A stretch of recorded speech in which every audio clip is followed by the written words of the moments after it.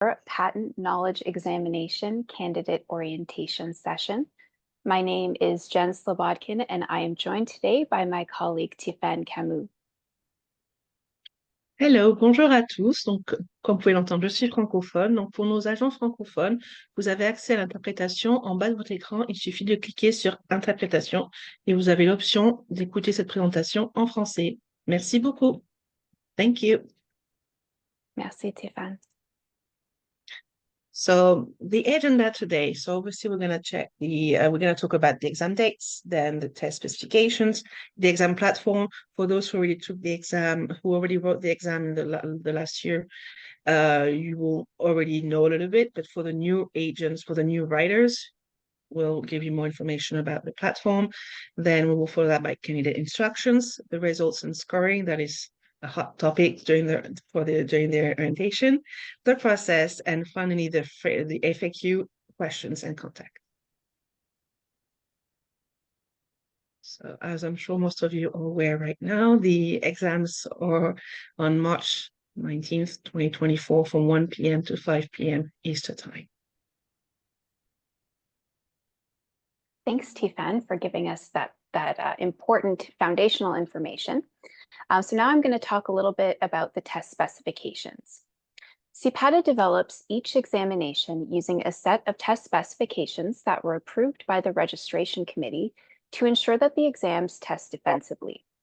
The specifications, which you can find on our website, outline what an exam will measure in terms of content domain, such as the areas and the various weights, as well as guidelines on how the content is to be measured.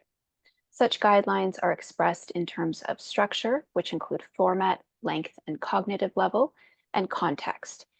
For example, the circumstances in which the examination questions are framed, and that can influence their interpretation. The content weights for the qualifying examinations were each set by a group of practicing agents with guidance from a psychometrician. These weights were informed by average criticality and importance ratings from the large-scale competency validation survey that was administered to the profession in September of 2022. The recommended content weights were presented to the registration committee for approval.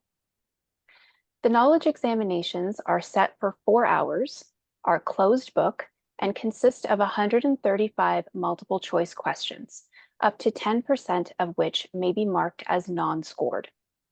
The non-scored items do not count toward the final score, but are used to gather data on item performance for future test forms. For the 2024 examinations, the non-scored items will be selected after the exam based on item analysis. In future years, the non-scored items will likely be selected in advance of the exam administration, though this could change following item analysis. Candidates are not advised which items are non-scored to ensure valid data. In the case of these knowledge examinations, 3 hours would typically be adequate for most test takers. Given that time pressure is not a tested construct on this examination, and given accessibility goals, the time to complete the examination was set at 4 hours.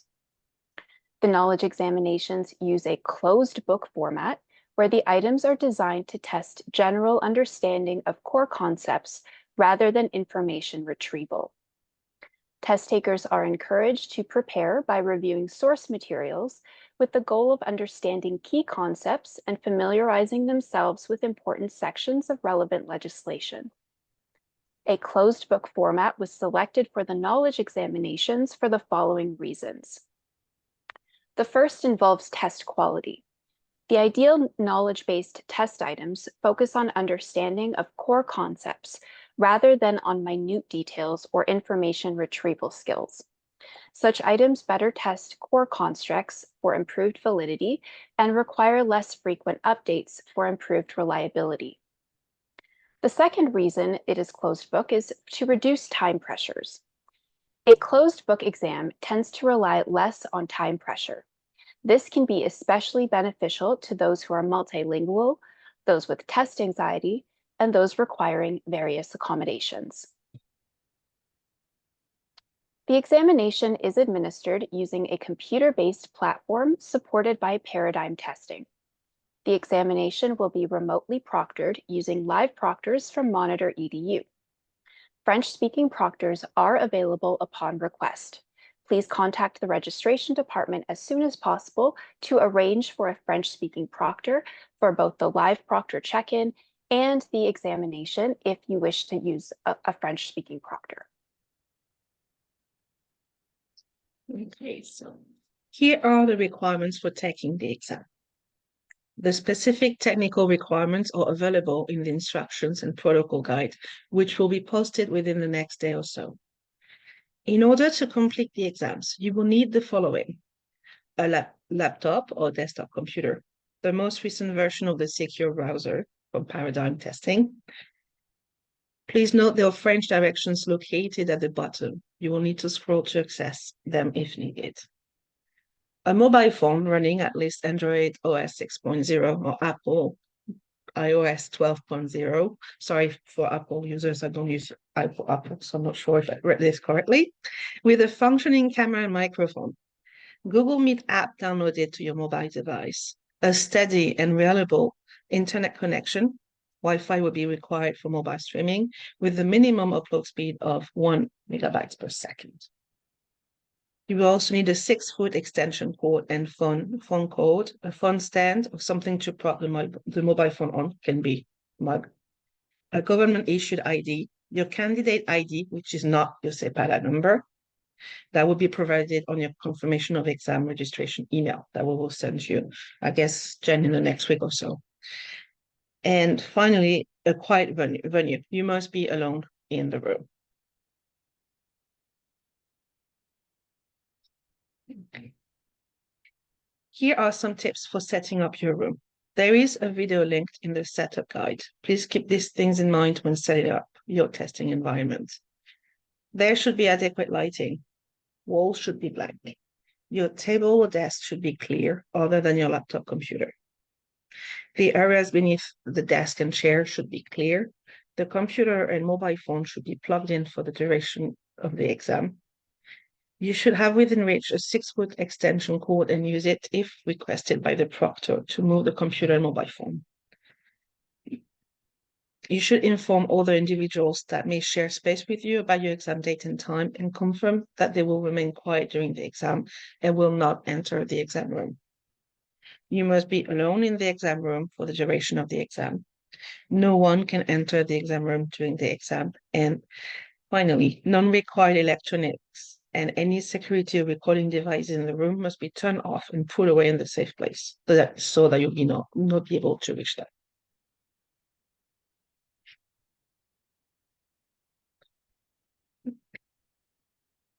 Practice exam. For those who never wrote the exam, this is a very important slide. We strongly encourage everyone to test the platform with an exam proctor between March 11th and March 11th, 15th, 2024, obviously, even if you have previously tested before. The live proctor check-in instructions are provided in the instructions and protocol guide. Proctors are available 24/7. You will be able to test your computer system and ensure everything works properly before the exams are written the following week. This is not a full mock practice exam. You will only be presented with the published practice exam questions, again, to give candidates more familiarity with the platform and what to expect on exam day. Okay. So the instructions for connecting with the proctor for the check-in will be published in the guide, and that's actually, we indicated it would be published in a few days, but it's actually already up on the website, so you can take a look at that under the PKE candidate guide. Okay, so for instructions for exam days, as Tifan was describing, it's very important that you test your equipment ahead of time, not on exam day. So that's why we have the whole week of March 11th to the 15th for you to do the live proctor check-in, not just to make sure that your environment is adequate for testing, but also to make sure your equipment is working properly. And even if you have tested with the system before, you must do the live proctor check-in just to make sure everything is still working for you. Various updates on computer systems or firewalls or security features may prevent the secure exam browser from working properly on your computer. So we definitely want you to be doing the live proctor check-in March 11th to the 15th. So testing your equipment ahead of time, not on exam day. For ID, we mentioned earlier having government issued ID with you for your proctor check-in is required because they need to be able to make sure that the person writing the exam is the person that is registered for the exam. And finally, make sure you have your candidate number. This is a unique number provided to each candidate for the exam administration. It is not your CPATA ID. So the confirmation number or the candidate ID number, I guess I should say, will be available in the confirmation of registration that we're going to send out after registration closes, and also after the accommodation request deadline has passed. So in a couple weeks, you will receive an email from us with a PDF attached that kind of summarizes your exam registration. And in that document, you will find your candidate number. All right, so this step is very important. The very first thing you need to do on exam day, and we recommend actually connecting with a live proctor at around noon on exam day, even though the exam starts at 1 o'clock, because sometimes proctors are helping more than one candidate connect. And so in order for you to make sure that you start on time, it's always better to connect with the proctor. And that also gives you some buffer time in case there's any troubleshooting issues that you need to do to be able to connect and work the exam. So the first step, it's very important. You need to actually connect with a proctor first. You're not going to be emailed anything to connect to the exam. So in the instructions and protocol document that's on the website, we actually have very specific instructions for how to connect with a proctor, both on the live proctor check-in as well as on exam day. So connect with the proctor, and the proctor will go through the registration process with you. They will check your ID, they will do the room and the system check, and then they will provide you with login information, which will include the exam link and login credentials to actually start the exam. It's important that you connect with the proctor again before 1 o'clock Eastern time. Proctors are often assisting more than one candidate to log into the exam. So to help ensure that everyone starts on time, it's helpful to connect starting around noon, and I'll say no later than around 12:30 p.m. Eastern. And again, all of these instructions are provided in the instructions and protocol guide that is posted on our website. Now, during the exam days, the only mobile phone that you're allowed to have with you is the one that you're using for proctoring. You cannot have any access to any other mobile phone or other electronic devices. You're also not allowed to have access to headphones or headsets, whether they're wired or Bluetooth, handheld computers or other electronic devices, watches, wallets, purses, bags or coats, books, notes, or any other materials. Also, you can't wear any hats or other head coverings unless they're worn as a religious observance. There are a few other items that we want to talk about on exam day, the first being an incident report. Monitor EDU will be using Google Meets to support their proctoring services. See the instructions for downloading the applications in the actual instructions and protocol guide. This will now allow exam sessions to be recorded. The recordings will be saved by Monitor EDU for a finite period of time. They only keep the recordings for 90 days. Therefore, if something occurs during your exam that you think CPATA should be aware of, please send a request to schedule@monitoredu.com. Again, this is in the candidate guide, so you don't have to worry about writing that down, with your name, candidate number, and the date of the exam when the incident occurred to request that they share the exam recording with CPATA for further investigation. These requests must be submitted to Monitor EDU prior to the release of the examination results. So it's always best that if something happens during the exam where you think that we should have the recording for the exam, then please send this incident report request to Monitor EDU as soon as possible after the exam is written. We'll go through a little bit later on in the presentation the exit survey that was also added to the exam, and that gives you another opportunity to provide us with feedback or any experiences that you had during the exam that you think we should know about. But this mechanism will actually allow us to get the recording for your exam. Snacks and water. You may have a drink with you, but it must be in a clear vessel, like a clear bottle, a cup, or a glass, with no labels. If you have a bottle with a label on it, you must remove the label. You may also have snacks with you, but they must be in clear containers or bags so that the proctor can see what is in the bag. Please tell the proctor at the beginning when you are checking in that you'd like to have snacks during the exam so that they are aware. You will receive an email confirmation from Monitor EDU about a week before the exams that will provide you with the protocol for the exam days and some system setup information. This is all linked to the information and instructions protocol that's on our website that you have access to right now as well. Earplugs. If you wish to wear earplugs during the examination, they will need to be new foam ones that are still in the package. Candidates must open them in front of the proctor. Candidates must advise CPATA if they wish to use earplugs prior to the start of the exam so that the proctors can be informed ahead of time. For jewelry, to support the integrity of the exam security, you will be asked to remove any jewelry before the exam, such as earrings, necklaces, bracelets, etc. Given that this is a closed book exam, you cannot have any materials with you at all. You cannot have scrap paper, you cannot have anything to write with. This would impact the security of the examination. Multiple monitors. We've had candidates in the past ask us if they can use multiple monitors for the examination.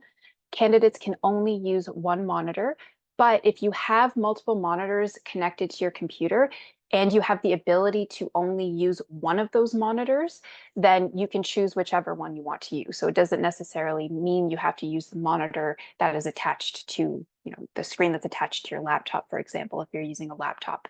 But you do have to be able to choose the monitor and then make sure that the other monitors are not in use, and that will be checked by the proctor. Bathroom breaks. Time is not added back for bathroom breaks, but they are permitted. The exam is only paused or time is only added back for those with approved accommodations. When a candidate leaves the testing area for a bathroom break, proctors will perform another security check when the candidate re-enters the testing area. Candidates who are absent from the testing area for an extended period of time, for example, longer than a couple of minutes, or who take frequent breaks will be flagged for exam security. If exam security issues are detected, the candidate's examination attempt may be invalidated. In the event of any technical issues, candidates must get the proctor's attention. It's very important that you actually get the proctor's attention and communicate what the issue is with your proctor. This will allow the candidate to communicate with a proctor who will assist them. Time is only added back or the exam is only paused if the issue is beyond the candidate's control. You have a maximum of 4 hours to complete your examination. All exams will be submitted 4 hours after you have started your exam. It is your responsibility to ensure that your environment is adequate for testing. The examination is being displayed in the language of your choice, or the choice that you selected on your registration form. Please answer in the official language that you chose. Computer problems, internet-related difficulties and connectivity issues, including problems resulting from a power outage, should be directed to the live proctor during the exam. As this is an individual examination, you're strictly forbidden from consulting any other individuals or materials. Late start. Any time missed due to late start, which was not attributed to a technology issue, will be deducted from the total examination time. Read the questions carefully. Exam aid translations. A PDF of the French version of the exam has been included as an exam aid in the platform. You can review the French questions and respond options using that PDF if needed throughout the exam. And Jen mentioned that earlier, the exit survey. Upon submission of the exam, you will be presented with a link to an optional survey that asks about any issue you may have experienced during the exam. To complete the survey, click on Survey on the submission page. A new window will open with the survey questions. Please complete the survey and click Submit. Once the survey has been submitted, close the survey tab and then click on Close on the exam submission page. Note that once the exam has been submitted and you're presented with a survey page, you will not be able to go back into the exam. The system will ask you to confirm your wish to submit your exam before the submission is made. Yep, that's a really good point. Thank you, Tifan. It's really important that you recognize that once you actually click submit on the examination, even once you get to the survey page, you're not going to be able to go back. So make sure that you want to submit before you actually press the button. Oh, and if I Okay. may, for the French, if you're writing the exam in French, that will be the PDF in English that will be presented to you Yes. on the platform. Perfect. Thank you. So for logging in, we're going to take a look at the exam platform. Once you've connected with the proctor and been checked in, then you'll receive the link to the exam. So you'll receive the link to the exam, you'll open up the window, you'll enter the username and the password that were provided by the proctor, and then you'll click on Login. You'll see the exams on the dashboard, then click Start Test to actually begin the examination. We'll go through this starting actually on this screen on our website after we're done the PowerPoint presentation. I can give you a walkthrough of what the sample exam looks like on the platform. In terms of answering questions and navigation, it's very important that you read the instructions and agree to the candidate agreement. So again, all of the instructions and the candidate agreement are already posted on our website right now in the sample exam. So I strongly recommend that you log in to see what that looks like, read through it now so that it's not a surprise for you on exam day, as well as the exam time won't actually start until you click on accept and then start the exam. So even on exam day, if you take your time and read through the instructions very carefully and the candidate agreement very carefully, and the time doesn't start until you actually click I accept and then on start. So you don't have to worry about any time being deducted for taking a little bit longer to read the instructions. But do keep in mind that once you click on accept and start the exam, the instructions will disappear and you won't be able to go back to them. That's why I'm suggesting that you review them ahead of time. In terms of question navigation and review, it's important to know that you have different options for navigating through the questions. So if for any reason one way isn't working for you, then try the other ways. If you're stuck on a question and you can't move screens no matter what you do, then that would be something that you would flag for a proctor. So it's important that you know that you can use the previous and next buttons in order to move backward or forward through the questions. You can click on the question numbers at the bottom of the screen, and they turn blue when you've actually answered the question. So you can see the ones on the left here are blue, so they've been answered. The ones on the right are green, they have not been answered yet. Or you can navigate to attempted, incomplete, or flagged questions using the question review function. That question review function is on the bottom right-hand corner of the exam screen. That being said, we strongly recommend that candidates confirm that all questions have been answered before they submit the exam. Questions that are blue, as I mentioned, have been answered. Questions that are green have not yet been answered. I strongly encourage you to check the question review section in the bottom right-hand corner to ensure that you have answered all of the questions, because it will flag review incomplete, and that will indicate if there's any questions on the exam that you've actually accidentally missed for some reason. Here's just a sample view of what a multiple choice question looks like on the platform. I'll go through some of the important features for you. In the top right-hand corner, you will see the timer. That timer will start at 4 hours and it will count down and auto submit your exam when the timer has gotten down to 0 minutes and 0 seconds. So it's important that you keep your eye on the counter in the top right-hand corner. That's why you don't have to have access to a watch or a clock or anything else, because you've got a timer right there for you. On the right-hand side of the screen, oops, I pressed the wrong button. On the right-hand side of the screen, again, you can see the exam aids. That's where you will see a little notepad feature where you can write little notes to yourself during the exam if you think that'll be helpful for you. And you can also view the PDF of the exam in the alternate language. So if you're writing in English, you could see the French questions there. If you're writing in French, then you can see the English questions there. Bottom right-hand corner, I mentioned this in the previous slide, that's that question review section. You will also find the submit button down there. So once you've done the exam and you want to submit it, then that's where you would submit your exam. On the left-hand side, you'll see that's where the questions are listed. You will see a next button. You'll see a previous button if you're on the second or a subsequent question. And you'll also see a bookmarking button. So if there's a question that you're reading and you're not really sure what the answer is and you want to come back to it, you can bookmark it using that feature. And then under question review, you would be able to review all of your bookmarked questions. You can also bookmark a question if you answer it, but you're not really sure if you are, final answer for that question. So you can bookmark it to look at it again, even if you've already answered it. And then bottom left-hand corner, you will see the list of questions along the bottom. So here in this sample view, it's just 1, 2, and 3, but on the actual exam, it'll be 135 questions. There's also a little progress bar on the bottom left-hand corner. So depending on how many questions you've completed so far in the examination, it'll show you approximately how much of the exam you've done, 30%, 50%, 60%, etc. And then it gives you a font functionality feature. So this functionality allows you to increase the size of the font or decrease the size of the font right during the examination, just so that you have the best available view for yourself and you're able to read the question clearly. So this is another view, and I'll go through some of this functionality when we go through the practice exam as well. You can also highlight and strike through information.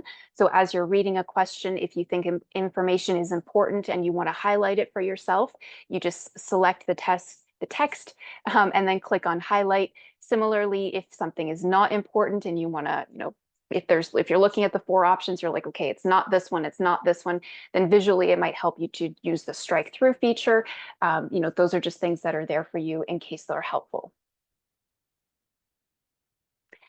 In terms of troubleshooting, there are a couple of different things that you need to be aware of and what to do if any of these particular things happen during the examination. For example, power outage. In Toronto, I don't know if anybody is on the webinar from Toronto, but we are going through a fairly significant thunderstorm right now. And so you might lose power or you might lose internet connectivity. That might happen on exam day. Hopefully it does not. But if it does, you need to be able to figure out what to do and connect with a proctor again. So in the event of a power outage, which is a sudden loss of electricity that interrupts the exam delivery or causes test takers' devices to shut down, then you need to remain calm first and foremost. If the computer is off, then the exam timer is paused. So you don't have to worry about time being, taken from the examination. The candidate should get their proctor's attention to let them know what has happened, and they can guide them on what to do next. Monitor EDU will escalate the issue to CPATA and will talk about backup locations or options if the power isn't restored right away. Network connectivity issues. These are problems with internet connectivity that prevent test takers from accessing the platform or causing the exam to freeze or disconnect. If a candidate has internet connectivity issues, they will need to let the proctor know right away. The proctor will then ask the candidate to restart their computer. While this is happening, if the candidate has access to the internet router or modem, they will need to restart that as well. If the issue doesn't resolve itself, Monitor EDU will escalate the issue to CPATA, and we will talk through a backup location or option if the issue persists and if that is an available option. Technical issues and software malfunction with the platform. Issues with the exam platform, such as errors, bugs, incompatibilities, or crashes that interfere with the exam delivery or prevent test takers from progressing through the exam. If a candidate experiences any of these issues, you must contact the proctor right away for troubleshooting assistance. Even if it's something that can be easily resolved, it's important that you connect with your proctor to let them know what's happening so that they can escalate the situation to me as well, and we can possibly add back extra time if it's something that's taking time away from you being able to do the examination. Remember, if you experience any issues, you need to get the proctor's attention, and Tifan will now explain how to do that. Thank you. If you need the proctor at all during the exam, please say your name and raise your hand and wait for the proctor to connect back through audio with you. Proctors can manage more than one test taker at the same time. So if it takes them a minute to respond, it could be that they're assisting another test taker.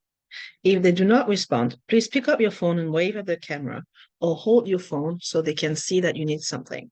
please do not disconnect from the video chat without talking to the proctor first. Yes, that's very important. So these instructions are also in the candidate guide, and you can practice troubleshooting and getting your proctor's attention during the live proctor check-in as well. Okay, now I want to turn our attention to results and scoring, which is what everybody wants to know about. So I'm going to give you a very detailed explanation of the results and scoring process. There is no single method to determine a defensible pass mark for all tests and purposes. Different methods are suited to different circumstances. And as a licensing body, CPATA needed to select an approach to standard setting based on the purposes of the examinations, which are to assess entry-level competencies, as well as how closely the method aligns with the assessment goals.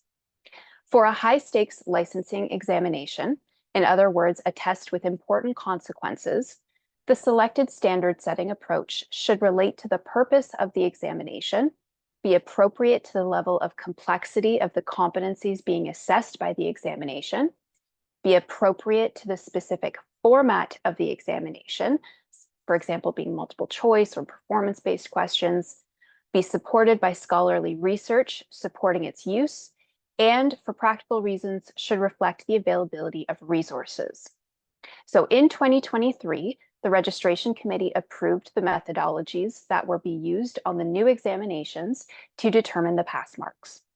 For the knowledge examination, they approved the modified Angoff method. The modified Angoff method is the most well-suited and well-studied documented standard setting method. It is the most commonly used method for setting cut scores in credentialing contexts.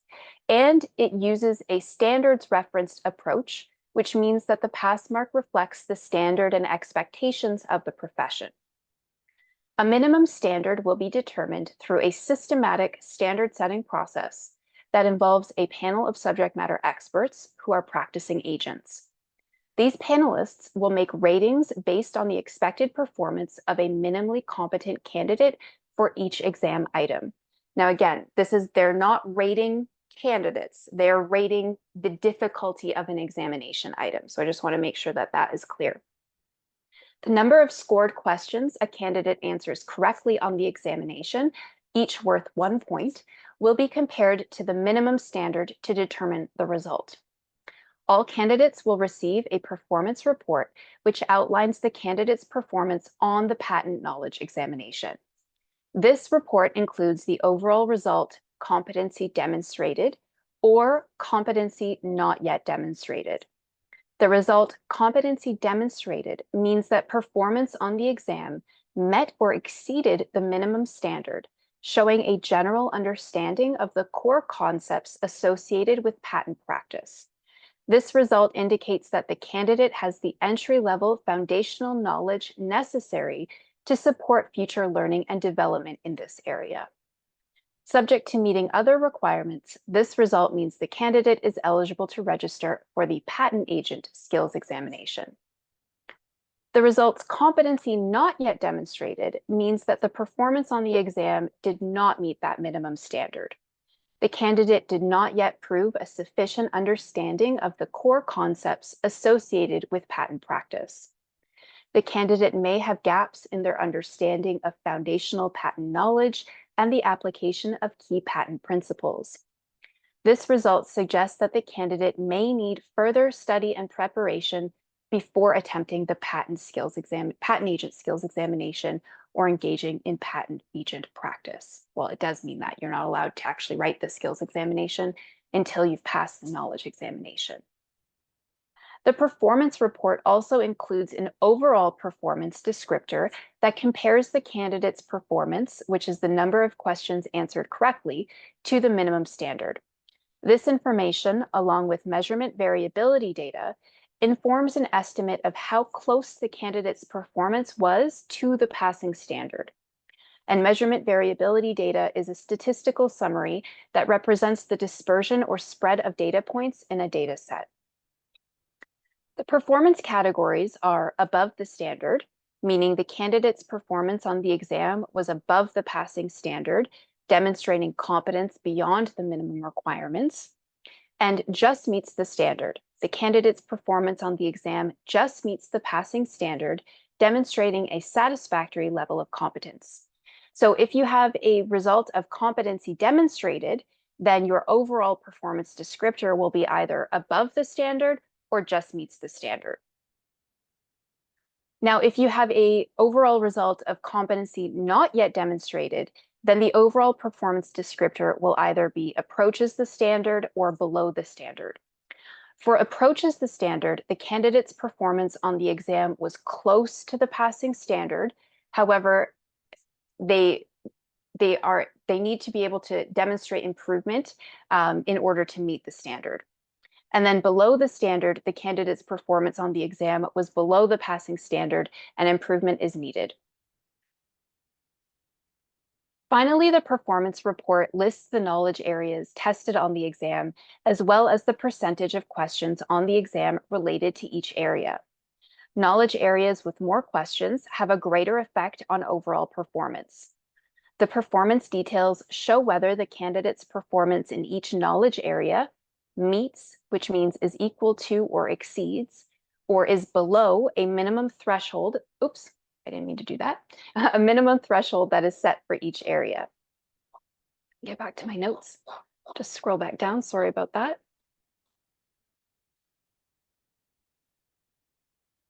Almost there.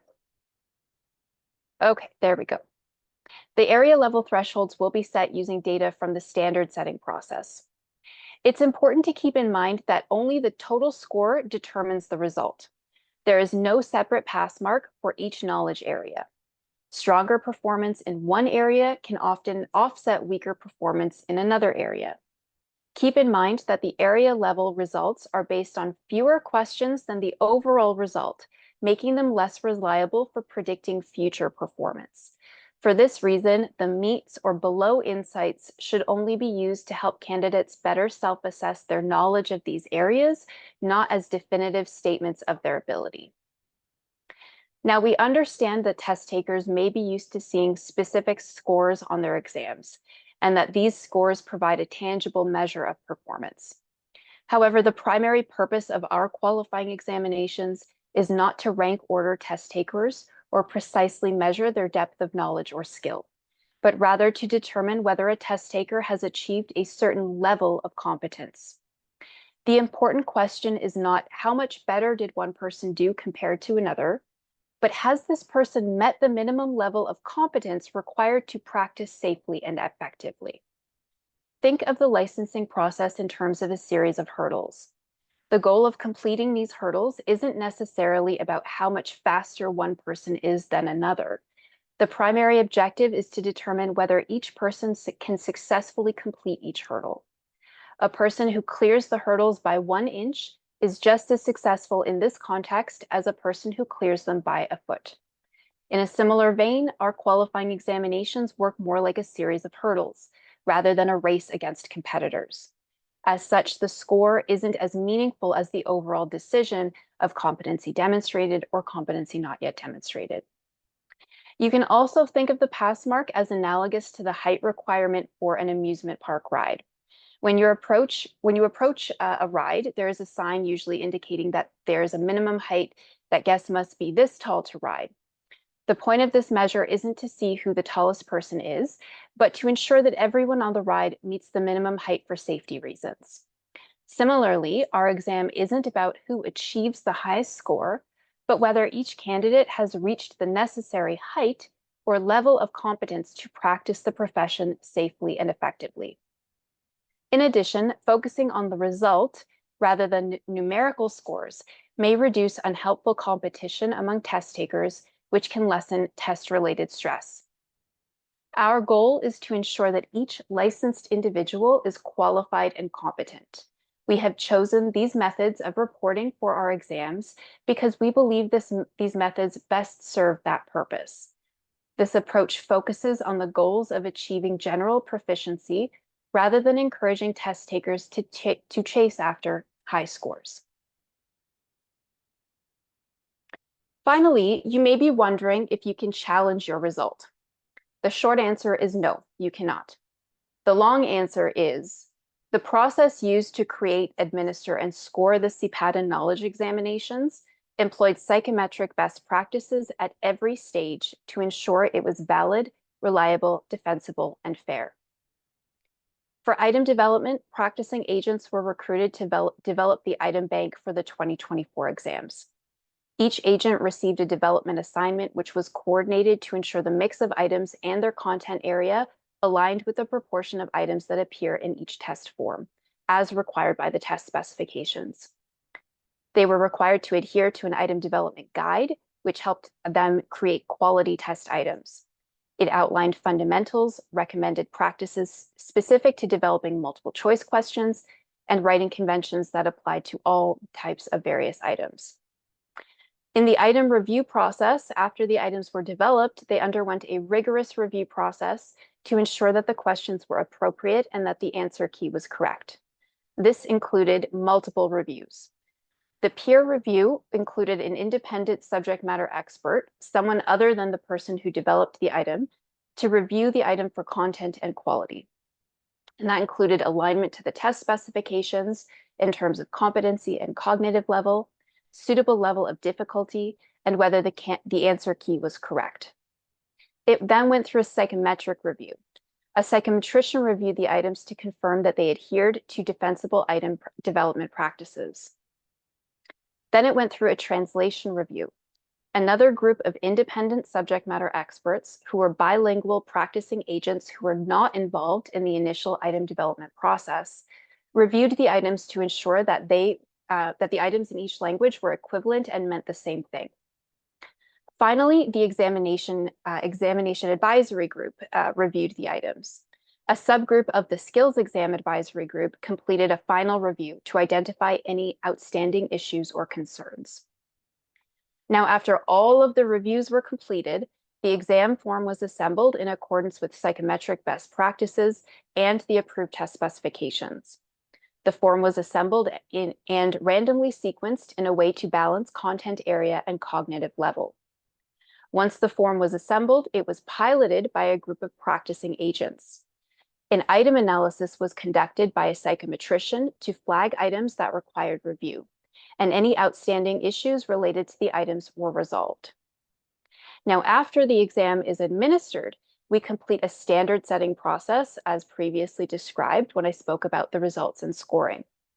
During this process, the psychometricians conduct another item analysis with actual data from the administration.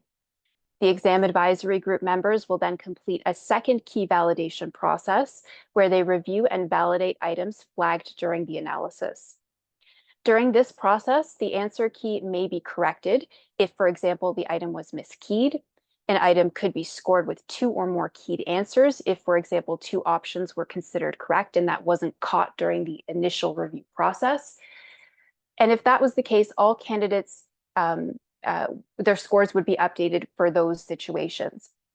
Another option would be all candidates may be awarded credit for the item, or the item may be removed from scoring. So there's a bunch of different things that happen during the key validation session to ensure that the process is fair, valid, reliable, and defensible, and that the candidates aren't being penalized for any issues that result from any of the questions. The standard setting process occurs to derive the proposed pass mark. The registration committee will then meet to approve the pass mark, and the results file will be generated using that information. The results file is then reviewed for accuracy before generating the performance reports. In summary, we have implemented checks and controls in the development, review, and scoring process to verify the accuracy of candidate results. This includes investigating and resolving any discrepancies or questions before releasing performance reports. In addition, before notifying any test takers of a competency not yet demonstrated result, CPATA will engage in an administrative review of that result. This review is automatic and is at no cost to the test taker. For this reason, performance report results are considered final when published. Now, the other hot topic that comes up a lot and that I wanted to talk about was number of attempts and future administrations. So the knowledge examinations will be administered once in 2024 and twice per year thereafter. Because agents in training complete their training programs at different times throughout the year, and the dates of the examinations are fixed on an annual basis, to ensure fairness, all agents in training are permitted to attempt the knowledge examination up to 4 times. Agents in training who do not attempt the knowledge examination within 2 years after the day on which they complete their training program will be required to provide and complete a remedial training and education plan before being permitted to attempt the exam.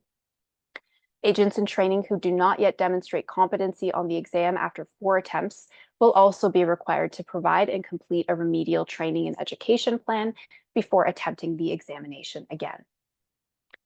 Agents in training who have attempted the knowledge examination and request a delay in writing a subsequent administration of the exam for a reason beyond their control because they were unsuccessful during their previous attempt, and who don't attempt it again within a period of 2 years, will also be required to provide and complete a remedial training and education plan before being permitted to attempt the exam again.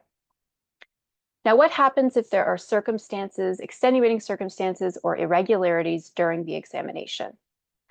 CPATA uses various methods to detect and address issues and irregularities. At the end of each exam administration, we solicit feedback from test takers about extenuating circumstances, such as compassionate consideration, medical reasons, process anomalies, etc., that a test taker believes materially impaired their exam performance. Additionally, CPATA actively seeks and analyzes information from test takers, exam administrators, and experts to identify irregularities in an exam administration, including misconduct.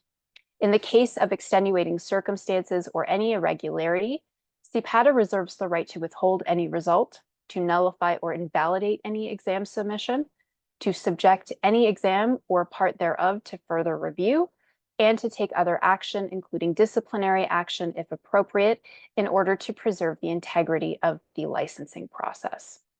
So I also wanted to indicate that starting in 2025, as I mentioned, we'll be offering the knowledge examination twice per year. So the future administrations in 2025, the tentative dates are February 25th, 2025, and then another attempt on June 10th, 2025. So hopefully after 2025 and every year thereafter, there will be 2 attempts per year. So you'll have 2 shots at getting through that examination before getting to the skills examination in the fall. Resources are available on our website to assist candidates in preparing for the knowledge examination. This includes the candidate guide, the setup guide, what to study, the test specifications, and the sample exam. So I will put up the contact information and I will open up the floor to questions after I do the demo on the exam platform. So here is our contact information, and these slides will be shared. They will be posted on our website, and the recording of the webinar will also be posted on our website. So don't have to worry about, again, frantically writing this down, but you know where to reach Tifan and I at the registration department if you have any questions. So I'm going to stop sharing for just a second, and I'm going to pull up the sample exam platform, just so that we could have a really quick look at that. So when you launch the exam, you'll see this information. You'll see the examination instructions. So you'll have time to go through, look through the examination instructions. You'll see the candidate agreement, and you'll click accept. When you click accept, the start button will become available for you. When you click on start, then the sample exam will be visible. And this is the 15 questions that we posted earlier or late last year, I guess it would have been. That was a sample representation of the questions that the type of questions you'll see on the actual exam. So these are the sample exam questions. You can see in the top right-hand corner, there is the timer. You can see the exam aids. And if I open up the exam aids, you can see this is the French version of the exam and the little notepad. So this is a test. You can just type right in there. You can highlight and or strike through if you wanted to strike through or highlight something. You can see all of the questions down here are marked in green because I haven't responded to anything yet. But if I want to pick an answer, then you can see that turned blue because I selected a response. You can also down here look at the question review and see that I've attempted 1 and I haven't completed 14. So that's how that little functionality works. You can increase the font size and decrease the font size. So that's how all of that works. And then next, so then it would be prompt you to the next question. So each kind of screen has one question on it. The questions are not interdependent. So each individual question is separate from the other. It's not like you get a STEM and then 5 or 10 multiple choice questions based on that background information. Each question is independent. So that's pretty much how the platform works. And once you click on submit, you get the little message that says, are you sure you want to do that? You click on yes, and this is the page that will have the link to the survey. So here it says the survey link will be active for the exam administrations. And so you'll have a link there that you can actually click on to launch the survey. Otherwise, if you close that, I don't know, Tifan, can you see the website now that I'm sharing the screen? Yeah, okay. So under agents and training, and then patent agent qualifying examinations, and then preparation, this is where you have access to the candidate guide, the examination instructions protocol, the what to study document. I'll just quickly open that so we can go through that very, very quick.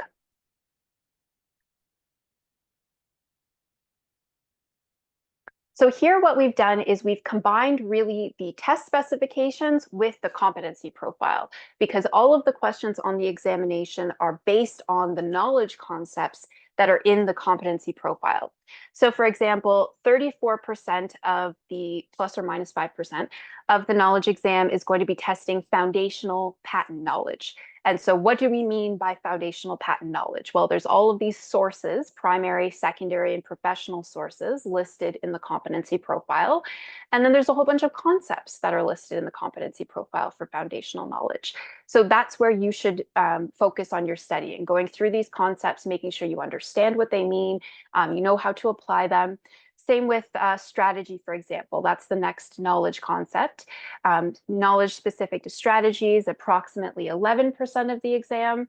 And so these are all of the various concepts that are from the competency profile that the examination questions could be based on. So that's how you use the preparation resource.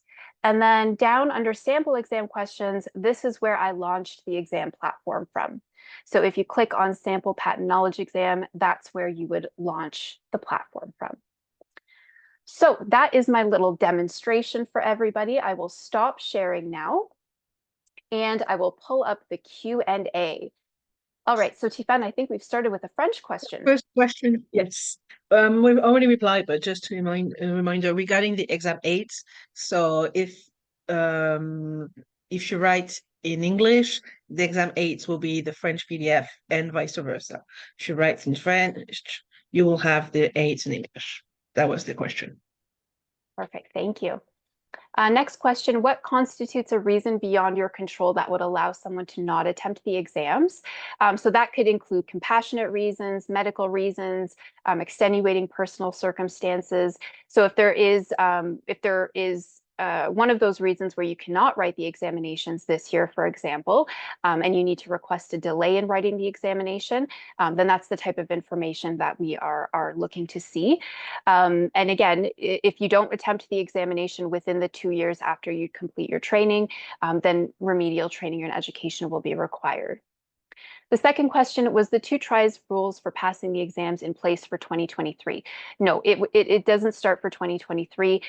All of this information applies to the new examinations. So again, you get 4 attempts at the knowledge examinations, and you get 2 attempts at the skills examinations.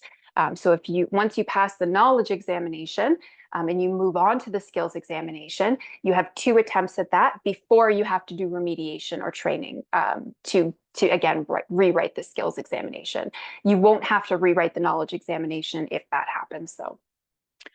We've already answered the question, no scrap paper is allowed during the examination. We've already also answered the question, will the knowledge exam be administered only once per year? Only in 2024, once per year. Starting in 2025, it will be twice per year. Yes, the knowledge exam, if you demonstrate competency on the knowledge exam, once you have done that, you will not be required to redo the knowledge examination. Tifan? So the question is, will the, I guess, October exam, so the skill exam, be based on the same scoring method? No, the skills examination is based on a borderline regression analysis, and that information was also communicated last year when the registration committee made their decision about the modified Angoff study. So if you want more information about the borderline regression method, then I invite you to review that article that is on our website. Nope, the skills examinations is not what we're focusing on right now, so we're not going to be talking about the skills examinations during this candidate orientation. Okay, then another French question I'm not really sure I understand. Will there be small questions in the October exam? I guess she means a multiple choice. No, there won't be any multiple choice or true or false type questions on the skills examination. That is only for the multiple choice, only for the knowledge exam. But the test specifications that are posted on our website for both exams, there's the test specifications for the skills exam and the knowledge exam that actually describes all of the information that you need to know for both examinations. Let me just read the next question. For studying, is it most prudent to go through the listed concepts and then see what the various sources say about those concepts, or should one go through those sources independently first? That is completely up to you. I don't know if there's a better way to learn the information, whether you should look at one place or the other place first. I would have a discussion with your training supervisor to see if they have any recommendations for you on the best way for you to be reviewing the information. The exams from previous years are not being reposted on the website. They are based on, they're not based on the test specifications. They are not based on the competency profiles. And so they are not going to be posted or available for use any longer. Again, we'll be talking about skills examinations later on in the year. We'll also be posting exam-related policies, probably later this week, if not early next week, about the maximum number of attempts, how to request a delay in examinations, and the invalidation or nullification of an examination result. No sources are given with respect to where the concepts are taught. Why is that? That is because there is no academic program that is available right now to support teaching the competency profiles. That right now, the pathway to registration includes an apprenticeship model. And so all of the knowledge and all of the skills that you're supposed to learn while becoming a patent agent, you learn through the apprenticeship model at this point. This is why when we announced the competency profiles last year, we recommended that training supervisors sit with their agents in training to develop a training plan that covers all of the knowledge concepts and all of the skills that are listed in the competency profile. Hopefully in the future, we'll be able to take the competency profiles out to academic institutions to see if there is a way that an academic program can be created to support the teaching of these things, but that is just not available at this time.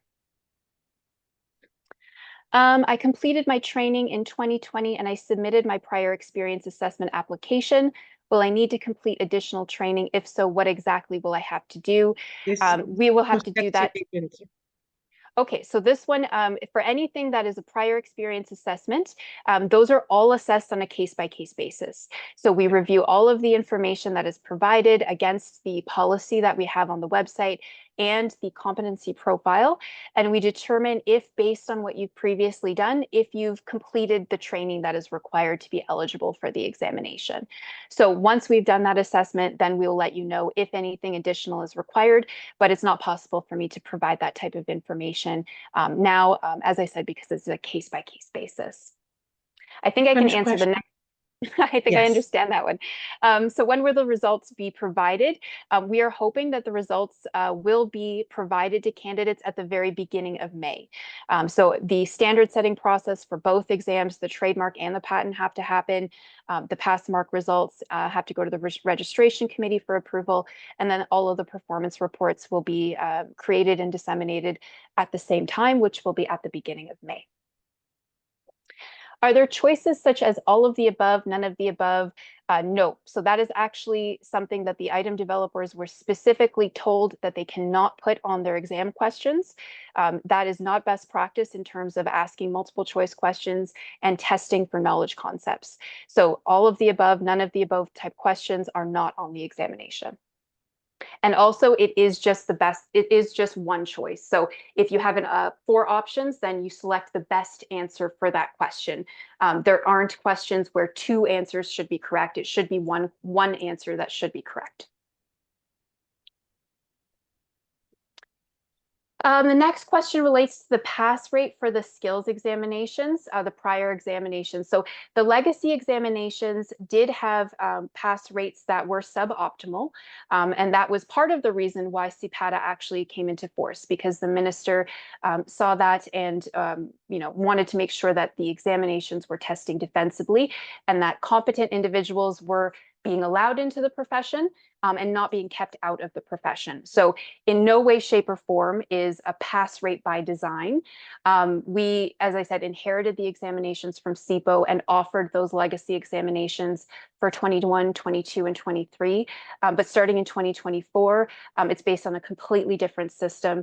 And so we are hoping that the pass rate is high. I don't know of any regulator that hopes for a low pass rate, but we want to make sure that candidates that are getting through the examinations are demonstrating their competence at the minimum entry level stage. So we definitely don't hope for a low pass rate.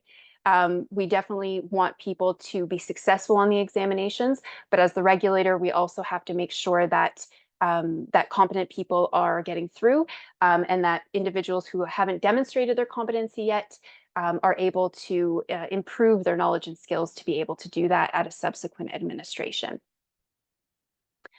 This one's a bit of a long question, so give me just 1 second to read it. Okay, so this one has to do with memorization. Given that the Patent Act, the patent rules are listed as primary sources, but the exam is closed book, are we expected to know section numbers, subsections of the Patent Act or patent rules associated with certain concepts, or just the concepts? This is a really good question, and all of the items were developed with the understanding that we are testing core knowledge. We are not testing a candidate's ability to memorize the Patent Act or the patent rules or any of the other primary sources.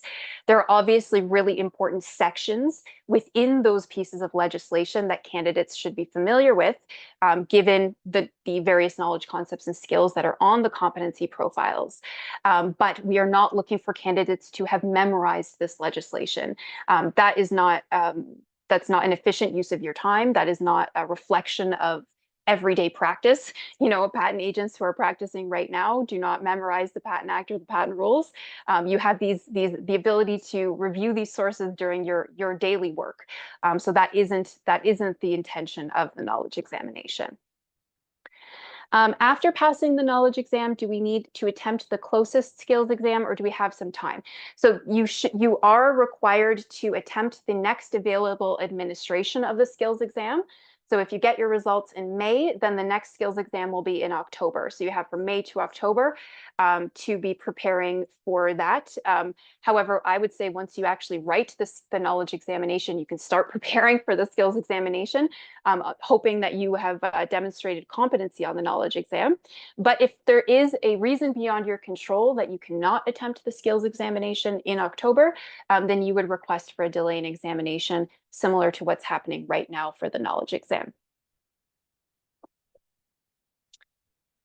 Okay, so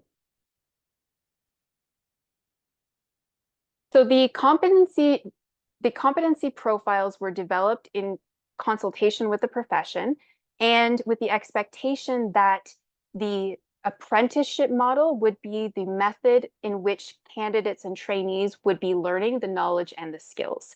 So it's not that we expect candidates to have this information out of nowhere. That is what the 24-month training program is for. It's for candidates to actually go through the competency profile with their supervisor and learn those knowledge concepts and those skills. So again, in the future, we are really hoping that there will be some academic programs that will be available for candidates to take as part of their preparation and learning to become an agent. But for right now, we are honing in on the apprenticeship model, and supervisors and mentors are your resource for assisting you in preparing for the exams. Okay, I don't see any more. Oh, there is another one. So the scheduling of the skills examinations, we had to be very, very strategic in the weeks that we selected based on various religious accommodations and other holidays, as well as the being able to put enough time between when the knowledge exam results come out and when the skills exams are actually being written, as well as taking into account the marking and the borderline regression analysis that has to happen. So unfortunately, I know the fourth day of the skills exam this year is on Halloween, but the examination is 3 hours for the skills. Each day of the skills exam is 3 hours. And so it'll be from 1 to 4. And hopefully that will be enough time for you to be able to finish that day of the examination if you're writing the skills examination this year. Any other questions related to the knowledge examinations? Because we have to get through the knowledge examinations before we get to the skills examinations. And so we will be doing a candidate guide, we'll be doing the sample exam, we'll be doing the candidate orientation, all for the skills examination as well. But right now we're just focusing on the knowledge exams. We don't have a passing rate for the knowledge examination. The pass mark for the knowledge examination will be determined through the standard setting process and will be approved by the registration committee after the exams are written. That information will not become public. However, once the exams are written and we do have the pass rate for the examinations, then we will be providing that information. So once all of the analysis is done and we determine how many candidates pass the exam, then we'll be able to offer that information, but not the actual pass mark for the examination. Right now, we don't have final numbers on who is writing the knowledge examination because the deadline is on Friday.